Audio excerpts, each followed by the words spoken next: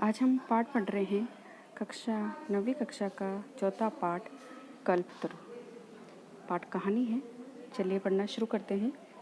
अस्ति हिमवान नाम सर्वरत्न भूमि नगेंद्र। हिमवान का अर्थ होगा हिमालय। हिमालय नाम का सर्वरत्न भूमि, सभी रत्नों की से भरा हुआ।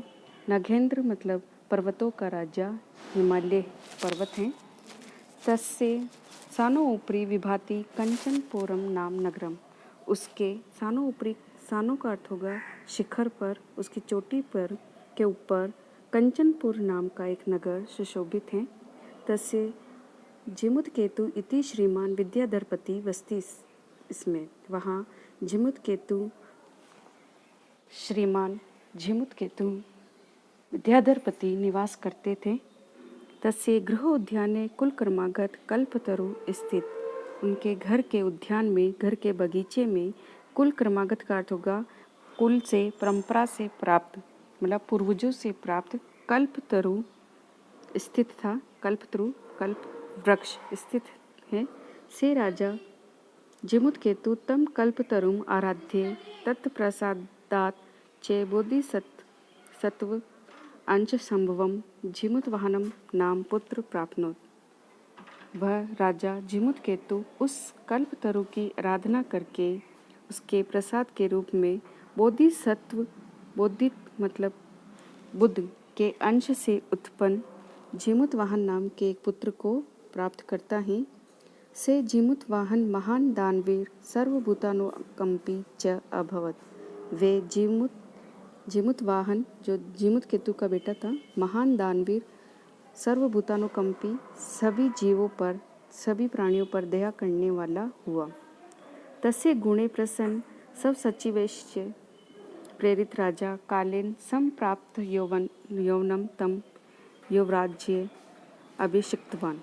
उसके गुणों से प्रसन्न होकर, किसके गुणों से? जिमुतवाहन के गुणों से प्रसन्न होकर, अपने सचिवों से प्रेरित होकर राजा ने यौवन को प्राप्त, युवावस्था को प्राप्त उसको, जिमुतवाहन को युवराज के पद पर उसका अभिषेक कर दिया। कदाचित हितैषिण पितृमंत्रेण युवराज्ये स्थितम तम जिमुतवाहनम उक्तवंश्च। कदाचित मतलब कभी, हितैषिण का अर्थ होगा हित चाहने वाले मंत्रियों के द्वारा, पितृमंत्री मतलब पिता के मंत्रियों के द्वारा युवराज के पद पर स्थित उस, तम का यहाँ पर सर्वनाम शब्द प्रयोग हुआ है। जिमुतवाहन को उन मंत्रियों ने कहा, युवराज यो अयम सर्वकामद कल्पतरु तव उद्याने तिष्ठति से तव सदा पूज्य। कि जो ये सर्वकामद मतलब सभी कामनाओं को पूरा करने वाला कल्प वृक्ष जो आपके उद्यान में स्थित है, वे सदा आपके द्वारा पूज्य हैं, पूजनीय योग्य हैं।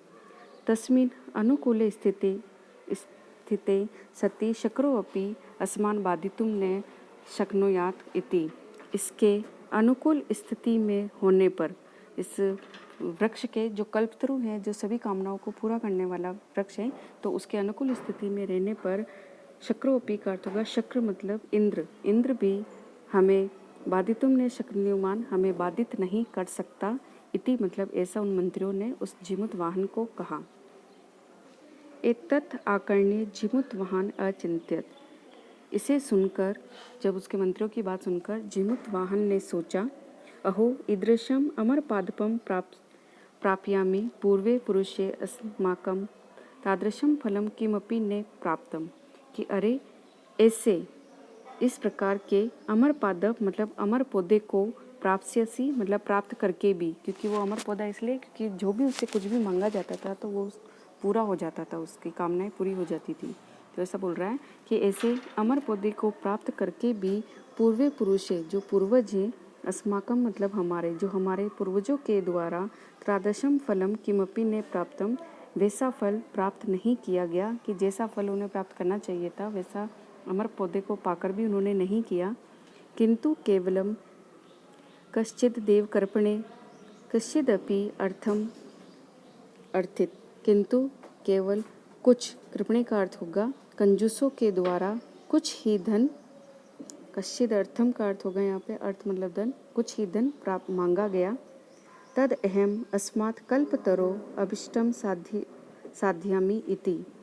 तद अहम तो मैं, अस्मात् मतलब इस कल्पतरो कल्प वृक्ष से, अभिष्टम का अर्थ होगा अपने मन की अभिष्ट मनोरथ को मैं साध्यामि मतलब पूरा करता हूँ। एवं आलोच्य से पितु अंतिकम अगच्छत। एवं आलोच्य इस प्रकार सोचकर, से पितु अंतिकम आगच्छत वे पिता के, अंतिकम का अर्थ होगा पास, आगच्छत मतलब गया।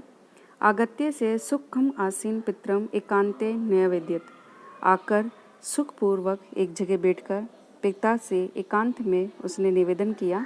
तात त्वं तु जानासि एव यद अस्मिन् संसार सागरे आशरीरम इदम सर्वम धनम विचितवत चंचलम।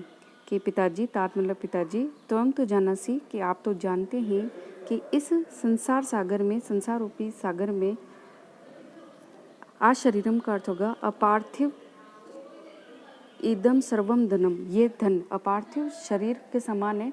अपार्थिव मतलब कि जब आत्मा चली जाएगी तो शरीर नष्ट हो जाएगा, उसी प्रकार ये धन भी अपार्थिव शरीर के समान है। विचित्रम चंचलम की लहर के समान चंचल है, एक स्थान पर रुकने वाला नहीं है। एक परोपकार एव अस्मिन् संसारे अनश्वर यो युगांत पर्यंतम यश प्रसूते। कि एक परोपकार ही, दूसरों पर उपकार करना ही इस संसार में अनश्वर है। अनश्वर का मतलब है जो कभी नष्ट नहीं होने वाला है। अगर हम परोपकार करते हैं तो वो कभी नष्ट नहीं होगा, तो एक परोपकार ही अनश्वर है।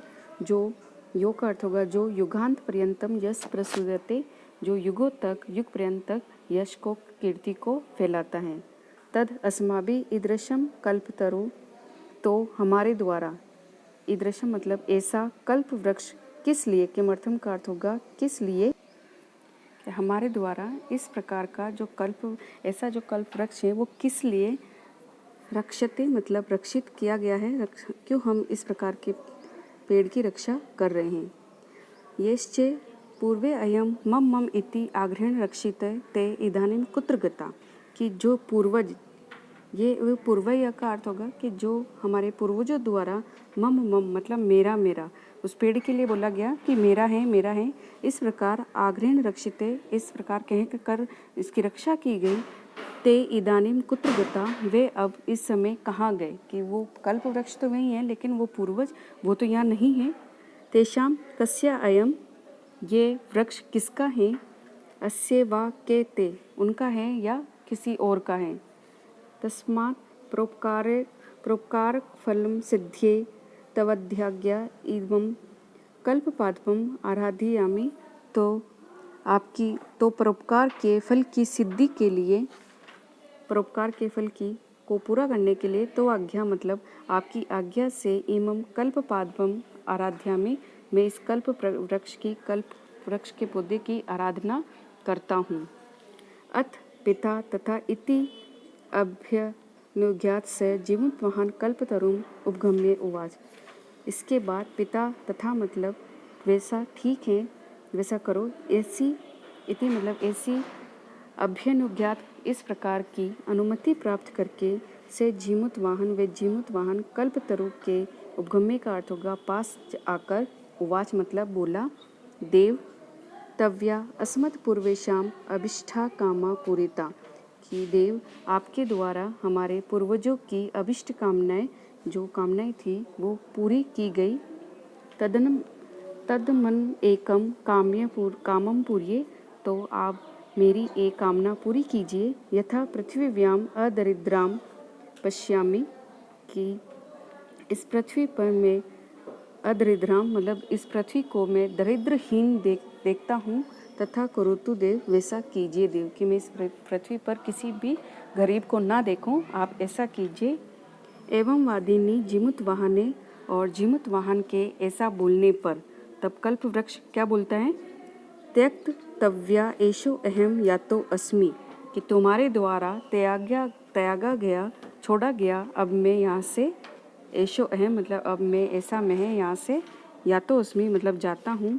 इति वाक तस्मात् तरो उद्भूत, ऐसी वाणी, वाक मतलब वाणी, उस वृक्ष से, उस कल्प वृक्ष से, उद्भुत का अर्थ होगा उत्पन्न हुई।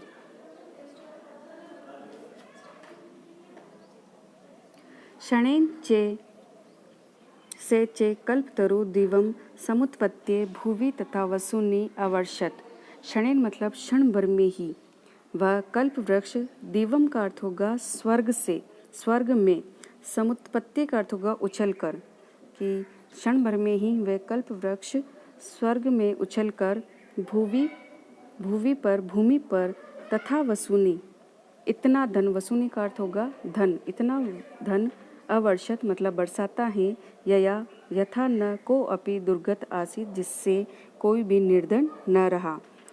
दुर्गत शब्द का अर्थ होगा निर्धन, कोई भी निर्धन न रहा।